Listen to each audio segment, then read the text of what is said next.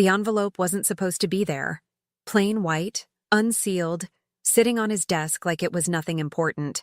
Just another piece of paper in his meticulously organized home office. I wasn't snooping. I swear I wasn't. I'd only gone in to leave the freshly folded laundry on his chair like I always did on Thursdays. But something about that envelope called to me. Maybe it was how carelessly it sat there, almost deliberately placed where I would see it. Or maybe it was my intuition screaming that something wasn't right after months of cold shoulders and late nights at the office. I stood frozen, staring at my name typed neatly on the front. Not handwritten, typed, as if I didn't even deserve the personal touch of his penmanship after 15 years of marriage. My fingers trembled as I slid out the contents. The words blurred together at first, legal jargon swimming before my eyes, but certain phrases punched through the fog. Irreconcilable differences, dissolution of marriage, equitable distribution of assets, divorce papers, already drafted, already dated, waiting only for signatures. I remember the strange calm that washed over me. Not the hysteria you'd expect, not even tears. Just a cold, hollow feeling spreading from my chest to my fingertips. I carefully returned everything exactly as I found it and walked out, closing the door with a soft click that somehow sounded final in the silent house. 15 years reduced to clinical paragraphs about who gets what. 15 years of building a life, of surviving his mother's cancer and my miscarriage, of renovating this house room by room with our own hands. All of it. Dismissible with a signature. "Honey, I'm home." His voice echoed through the foyer 2 hours later. The same cheerful tone he'd used last night and the night before. The same man who'd kissed me goodbye that morning, telling me he'd try to make it home for dinner. I'd made his favorite meal. Lemon herb chicken with roasted potatoes. The irony wasn't lost on me as I called back. "In the kitchen." My voice didn't break, didn't even waver. He came in, loosening his tie, smiling that smile that once made my heart flutter. Now I wondered how long he'd been practicing his deceptions in the mirror. "Smells amazing in here," he said, coming behind me to kiss my cheek. His cologne, the one I'd given him for Christmas, lingered in the air between us. "Special occasion?" he asked, noticing the wine glasses, the candles I'd lit. I smiled, meeting his eyes directly. Just felt like doing something nice. We ate dinner with the usual small talk. His day at work, the neighbors' new landscaping, plans for the weekend, all while my mind replayed every moment of our recent months, recategorizing them from busy schedule to deliberate distance, from work stress to preparing an exit. "This is really good," he said, reaching for my hand across the table. "You outdid yourself." I squeezed his fingers gently. "I'm glad you like it. I've been thinking about us a lot lately." Something flickered across his face. Guilt? Concern? I couldn't tell anymore. "Oh?" he managed. "I was wondering if you've noticed we've been drifting apart." My voice remained casual, conversational, as if asking about rain in the forecast. He set down his fork. "Work has been intense, but that's temporary.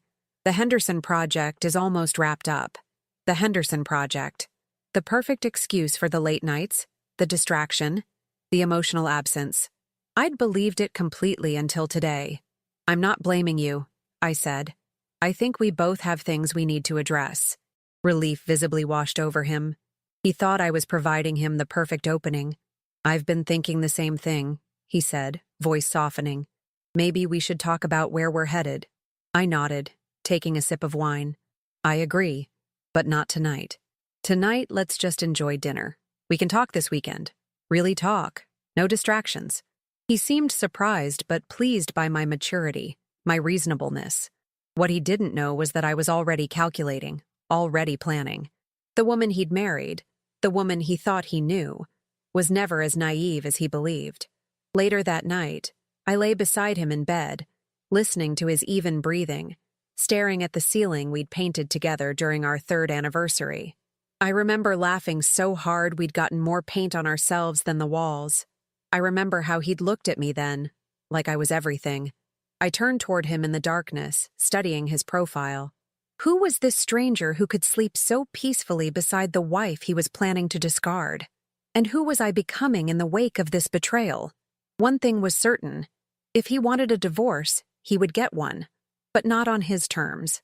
Never on his terms. I closed my eyes, formulating the beginning of a plan. Morning would come soon enough, and with it, the first day of my new reality. A reality where I wasn't just a wife being left behind, but a woman reclaiming her power. The weekend never arrived, at least not the conversation he thought we'd have. Friday morning, he left for work with a kiss on my cheek and a promise to be home early so we could talk properly. I smiled and packed his lunch like I always did, slipping in his favorite cookies as if nothing had changed. The moment his car disappeared down our tree-lined street, I transformed. No more passive wife waiting for the axe to fall. I became a detective in my own marriage, excavating the ruins of what I once thought was solid ground. His password-protected laptop was my first target. After 15 years together, people get complacent about security. The combination was our anniversary date. How romantic of him to use the date of a commitment he was planning to break. The irony was almost too perfect. What I found made my stomach turn. Emails, hotel receipts, conversations with a work colleague named Allison that went far beyond professional boundaries, pictures they'd exchanged, plans they'd made, including a timeline for his divorce. Need to file by June so everything's clean by Christmas, he'd written to her. She'll be reasonable. She always is. Reasonable. The word burned into my brain. 15 years of compromising, of bending to avoid breaking us. And this was how he saw me. A reasonable obstacle to remove from his path. I methodically documented everything, forwarding copies to an email account he knew nothing about. Then I moved on to phone records, credit card statements, bank accounts. I didn't cry.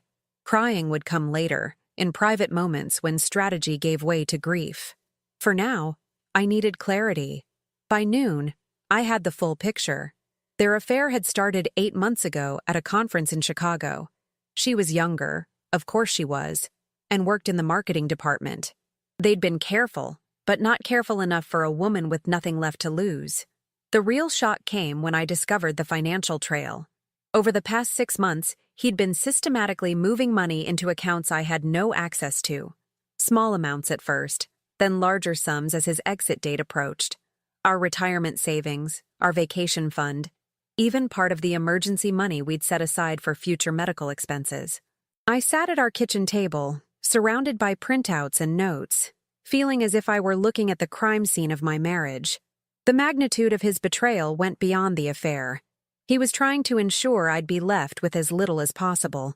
Always protect yourself first, my grandmother used to say. Men come and go, but self-respect is forever. I'd thought her cynical when I was young and in love. Now her words rang with prophetic wisdom. I called in sick to my part-time job at the library. This was more important than cataloging books today. Then I made 3 appointments. With a divorce attorney, a financial advisor, and, this one surprised even me, a therapist. If I was going to navigate this battlefield, I needed allies and a clear head. By the time he texted that he'd be home by 6, I had erased all evidence of my investigation. The house was spotless, dinner was in the oven, and I looked exactly as I always did.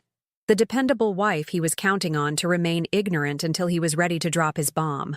Looking forward to our talk, he texted. Been thinking about us all day. I bet you have, I thought, sending back a simple heart emoji. Let him interpret that however he wanted. He arrived home bearing flowers. Carnations. Not my favorite roses he'd know if he'd been paying attention the past decade and a half. I accepted them with a genuine-looking smile. You look beautiful, he said, studying me as if trying to pre-gauge my emotional state. Just felt like putting in some effort, I replied, twirling in the dress I knew he liked. Since we're having an important conversation. Dinner was excruciating. He kept glancing at me, rehearsing whatever speech he'd prepared in his head. I maintained pleasant conversation, asking about his day, nodding at appropriate moments, all while my mind catalogued every lie, every subtle shift of his eyes. So, he finally said as we cleared the plates, about what you mentioned yesterday. I looked at him expectantly, vulnerability carefully arranged on my face. I think we've been growing apart for a while now, he continued, voice gentle as if breaking bad news to a child. We want different things. Maybe we've just been going through the motions. I sat down slowly. I've felt something was wrong, I admitted. But I thought it was just a phase. Marriages have ups and downs, right? He nodded eagerly, relieved I wasn't falling apart. Exactly. Sometimes people just evolve in different directions. Is there someone else? I asked quietly, watching his face closely. The panic flickered for just a moment before he composed himself. This isn't about anyone else. This is about us not being happy together anymore. Another lie to add to the collection. I reached across the table and took his hand, feeling him relax at what he perceived as acceptance. I need some time to process this, I said, my voice breaking just enough to seem authentic. Can we not make any decisions right now? I just need a little space to think. The relief on his face was palpable. I'd just handed him exactly what he wanted. More time to prepare his exit while I remained complacently in the dark. Of course, he said, squeezing my hand. Take all the time you need.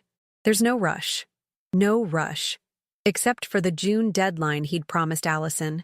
Except for the money he was still moving every week. Except for the lawyer who'd already drafted the papers sitting in his desk drawer. That night, I cried real tears.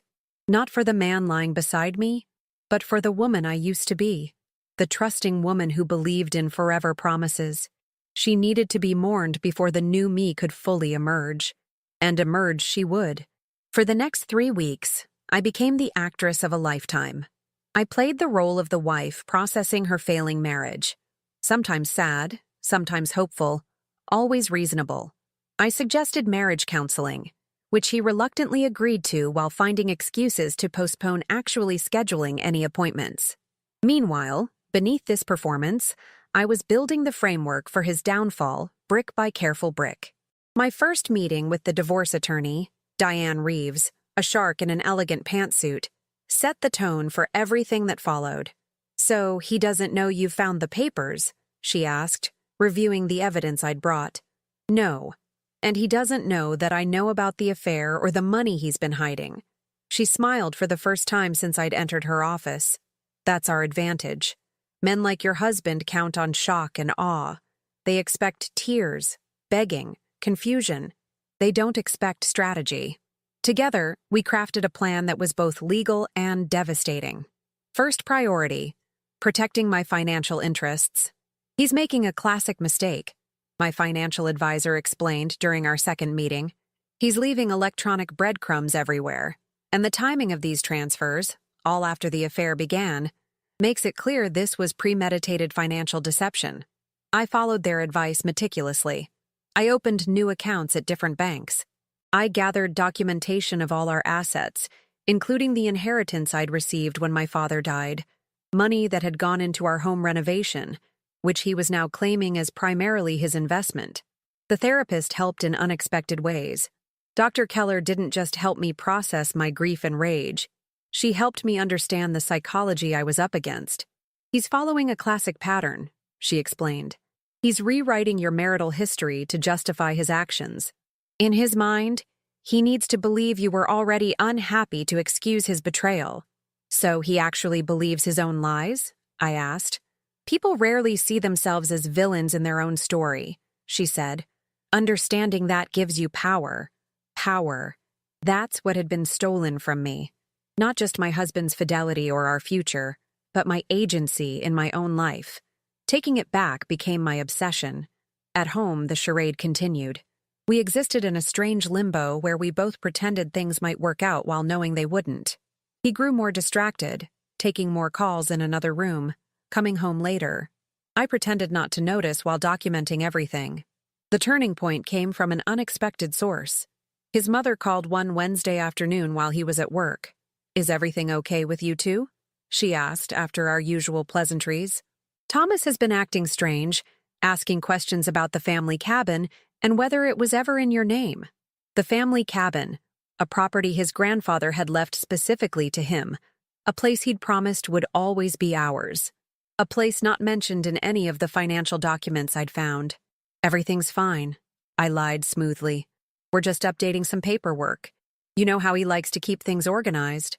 After we hung up, I added this new piece to my puzzle. He wasn't just hiding our marital assets. He was actively trying to shield his inherited property that, under the laws of our state, should remain his separate asset anyway. His unnecessary deception revealed both his greed and his ignorance. I called Diane immediately. "This actually helps us," she said. "It shows pattern and intent. Keep gathering information, but don't confront him yet. Timing is everything." Timing indeed. The following week brought an unexpected opportunity when he announced he needed to go to Atlanta for 3 days. "The Henderson project is in its final phase," he explained, not quite meeting my eyes.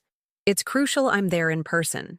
The Henderson project, his favorite fiction. I checked the calendar and realized with grim satisfaction that it coincided with Allison's birthday. Based on their messages, they were planning a romantic getaway disguised as a business trip. "I understand," I said, kissing his cheek. "I'll miss you, but I know how important your work is." The moment his flight took off, I kicked my plan into high gear. I had 72 hours of freedom to execute the next phase. First, I visited our safe deposit box, removing important documents and irreplaceable family jewelry, pieces my mother had given me that I wasn't about to let become negotiation chips. Then I met with our family's accountant, the one who'd done our taxes for a decade, and asked innocent questions that revealed exactly how much my husband had been hiding from the IRS, not just from me. "These consulting fees should have been reported as income," he explained, frowning at the documents I'd accidentally discovered. "This could create significant problems if there's an audit." Next, I visited his parents for tea, something I often did when he traveled. His mother, always fond of me, was especially warm that day. "Thomas is lucky to have such a devoted wife," she said, patting my hand, "especially with how demanding his job has become." I smiled, sipping my tea. "He works so hard for our future. I just try to support him however I can." The conversation drifted naturally to family matters, including his sister's recent divorce. "Such a messy affair," his mother sighed. "If only they'd been honest with each other from the start." "Honesty is everything in a marriage," I agreed, my heart pounding as I carefully added, "That's why I've always made sure Thomas knows everything about our finances and family matters." I left with warm hugs and a pie she'd baked for my hard-working Thomas, and with the seeds planted for what would come next. The final piece fell into place when I received a call from a private investigator I'd hired. He'd been following Allison's movements and confirmed what I suspected. She wasn't in Atlanta with my husband. She was at a conference in Chicago with her actual husband, which meant my husband was lying to everyone. To me about the divorce timeline, to Allison about leaving me immediately, and to both of us about his whereabouts now. As I sat in our home office, surrounded by evidence of his duplicity and my countermeasures, a strange calm settled over me. The hurt was still there, but now it was accompanied by something else, a cold certainty that justice was within reach. I opened my laptop and began composing 3 crucial emails that wouldn't be sent until precisely the right moment. Everything was in place. All I needed now was for him to make his move. He returned from Atlanta, sunburned and distant. The tan lines suggested somewhere tropical rather than conference rooms. Another lie to add to the collection.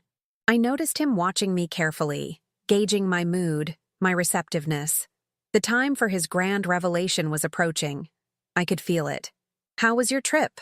I asked as we got ready for bed that night. "Productive, exhausting, the usual." He didn't elaborate, and I didn't push. "I missed you," I said, the words feeling foreign on my tongue. "The house feels empty without you." Something like guilt flickered across his face. Good. Let him carry that into what came next. The following morning over breakfast, he finally made his move. "I've been doing a lot of thinking," he began, stirring his coffee with unusual intensity. "About us, about our future." I set down my toast, arranging my features into an expression of concerned attention. "What about our future? I don't think this is working anymore. Us, I mean." He reached across the table, a rehearsed gesture of compassion. "We've grown apart. We want different things." I allowed my eyes to fill with tears. Is there someone else? He shook his head too quickly. This isn't about anyone else. This is about us not making each other happy anymore. The same script from weeks ago, word for word, as if he'd practiced it in front of a mirror. I see, I said quietly. I've been talking to a lawyer, he continued, gaining confidence from my apparent submission. Just to understand our options. I think we can make this clean, simple. We've always been good at communicating. I nodded slowly, letting a tear fall. When did you decide this? It's been coming for a while, he said, voice gentle with practiced sympathy. I think we both know that. And the papers? When were you going to tell me about those? His coffee cup froze halfway to his lips. What papers? The divorce papers in your desk drawer. The ones already filled out with my name typed on them. The ones dated 3 weeks ago. The color drained from his face. You went through my desk? I was putting away your laundry, I said simply. But that's not really the point, is it? He recovered quickly, shifting to his reasonable, logical persona. I was going to discuss everything with you first. Those were just preliminary to understand the process. Like the process of moving our savings into accounts under only your name?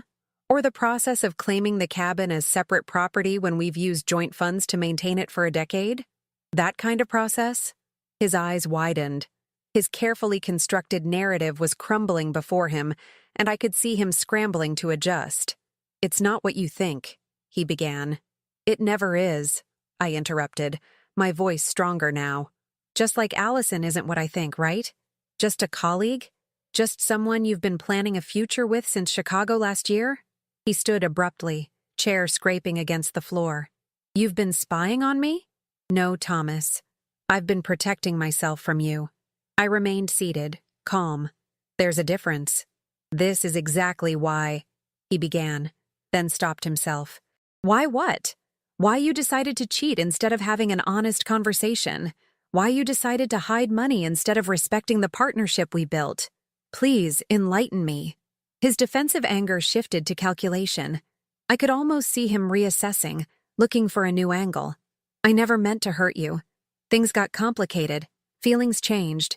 It happens in marriages. Yes, it does, I agreed.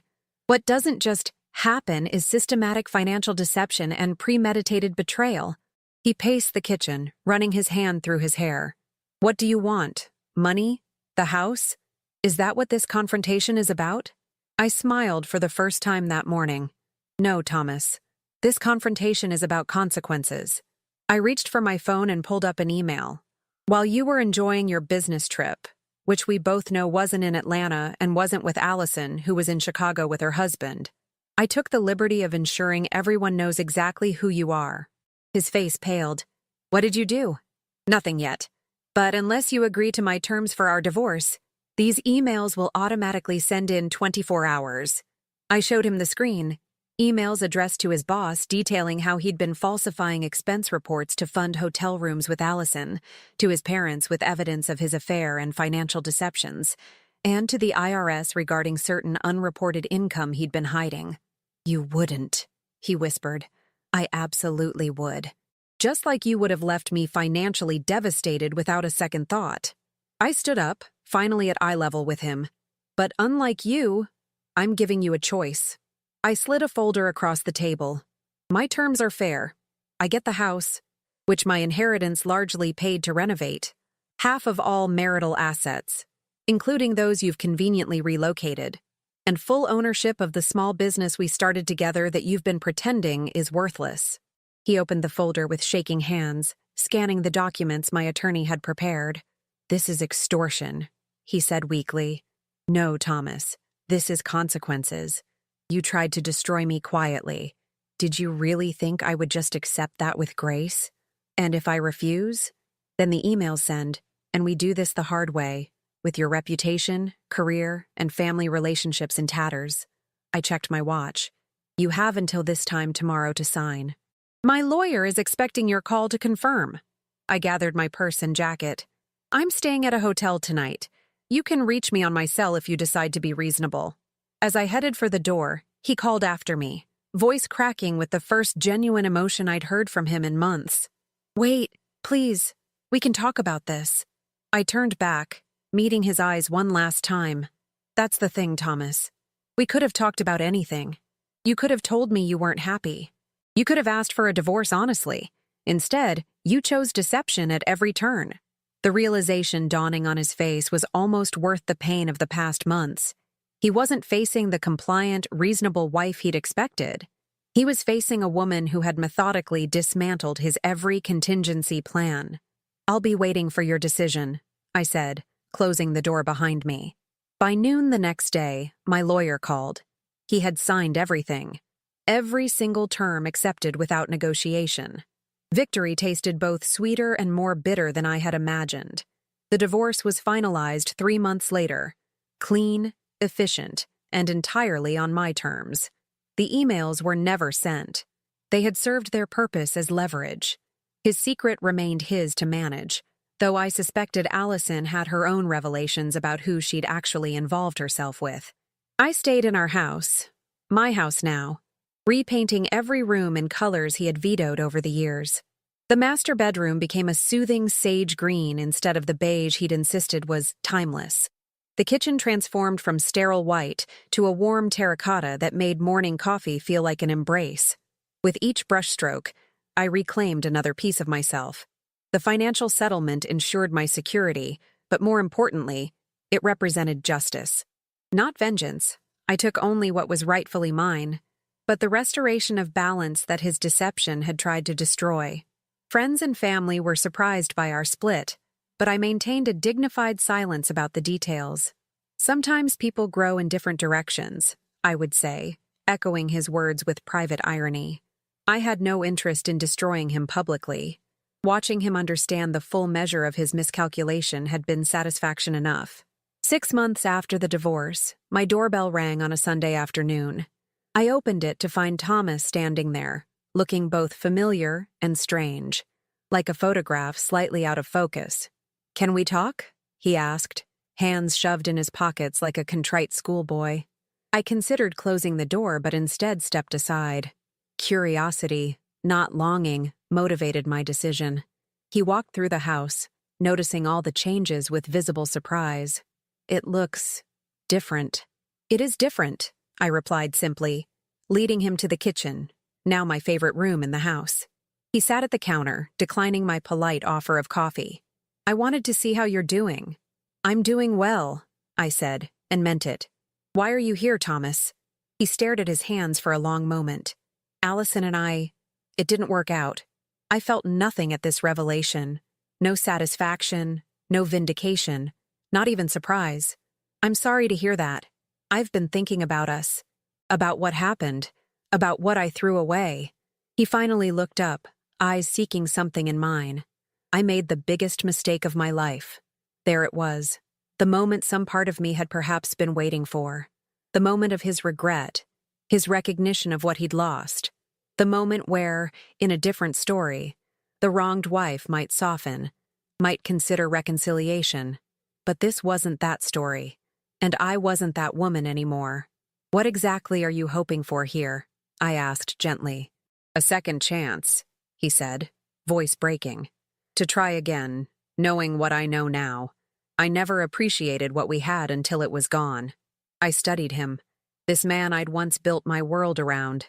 There was sincerity in his eyes now that had been absent in those final months together. Perhaps he had learned something. Perhaps he had changed. But so had I. "Thomas," I said carefully, "what we had is gone. Not just because of what you did, but because of who I've become since then. I'm not the same person who would have forgiven anything to keep our marriage intact. You don't have to decide now," he pressed. "We could start slow. Dinner sometime. Conversations. Rebuilding." I shook my head. The foundation is too damaged.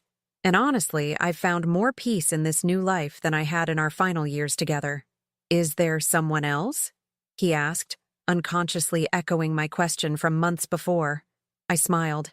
"This isn't about anyone else. This is about me being happy with who I am now." The irony wasn't lost on either of us. He nodded slowly, accepting the symmetry of the moment. As I walked him to the door, he paused on the threshold. "I really am sorry. For everything. You deserved better." "Yes," I agreed simply. "I did." After he left, I sat on my porch swing, a new addition I'd installed last month, and watched the sunset paint the sky in colors too complex to name. I felt no triumph in his suffering, no joy in his regret. Only a quiet certainty that the universe had a strange way of balancing its accounts. The woman I was a year ago would have given anything to hear him beg for another chance. The woman I am now understands that some endings, however painful, make necessary beginnings possible. I've learned that betrayal doesn't have to define you. It can, instead, refine you, burning away illusions and leaving something stronger in their place. Not hardened or bitter, but clear-eyed and resilient. Sometimes the most powerful response to someone trying to write you out of your own story is to pick up the pen and start a new chapter entirely. One where you are both author and protagonist. One where happiness isn't dependent on another person's choices. That's the twist neither